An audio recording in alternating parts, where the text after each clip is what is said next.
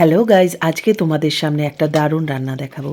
তো আজকে কি রান্না দেখাবো? আজকে দেখাবো পানির দো পেঁয়াজা, বা এটাকে পানির কড়াই পনির, তো অনেক কিছু বলতে পারো, জানি না। এটা আমার নিজের রেসিপি, এটা আমি কোনো ইউটিউব বা ফেসবুক দেখে করিনি। তো এটা রান্না করতে গেলে কি কি লাগছে না লাগছে, তো ভিডিওটা তোমাদের পুরো দেখতে হবে। তাহলে চলো দেখে নাও এটা রান্না করতে কি কি লাগছে।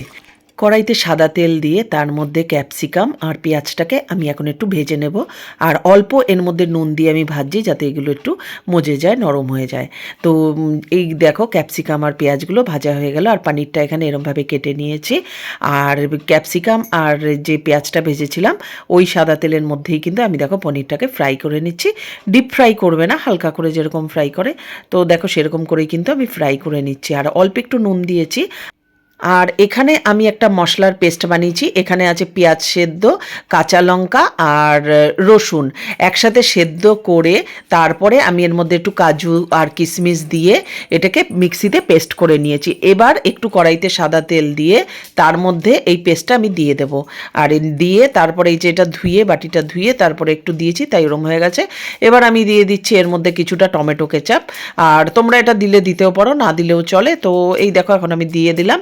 তারপরে এটা নাড়াচাড়া করে তার মধ্যে একটু নুন, তারপরে জিরের গুঁড়ো, তারপরে স্বাদ অনুসারে মিষ্টি, এগুলো সব দিয়ে ভালো করে নেড়েচেড়ে নিতে হবে।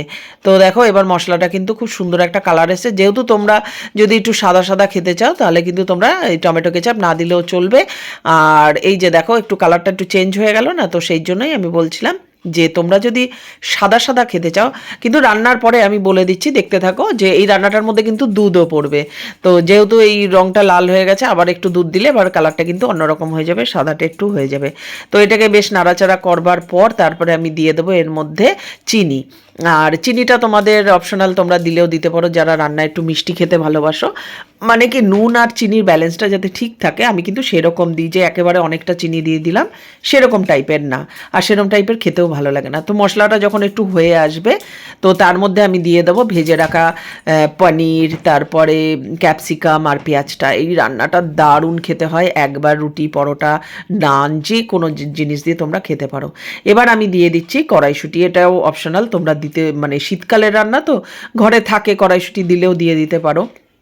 এবার এটা দিয়ে ভালো করে একটু নাড়াচাড়া করে একদম লাস্টে, মানে একটু যখন তেলটা ছেড়ে ছেড়ে আসবে দেখবে, এরপরে আমি দিয়ে দেবো এর মধ্যে কাসুরি মেথি। তো আমি এখানে গরম মশলা দিইনি। কাসুরি মেথি আর গরম মশলা দিলে কি হয়, দুটোর গন্ধ না অনেকেই দেয় ঠিকই, আমি গরম মশলাটা এখানে দিইনি, তোমরাও দিলে দিতে পারো, না দিলেও। তো আমার রান্নাটা একটু অন্যরকম, ওই যে আমি বললাম আমি ফেসবুক ইউটিউব দেখে করিনি, এটা আমার নিজের মন মতন করে করেছি। তো কাসুরি মেথিটা দিলে একটা খুব সুন্দর গন্ধ ছাড়ে। তো কাসুরি মেথিটাও কিন্তু দিয়েছি এর মধ্যে। দিয়ে এবার সবার শেষে একটু আমি দেব, একদম সবার শেষে দেব বাটার। তার আগে আমি একটু দেখো একটু গ্রেভি চাই, তো এই জন্য আমি দুধটা যখন দিয়েছি তখন আমি আর শ্যুট করা হয়নি।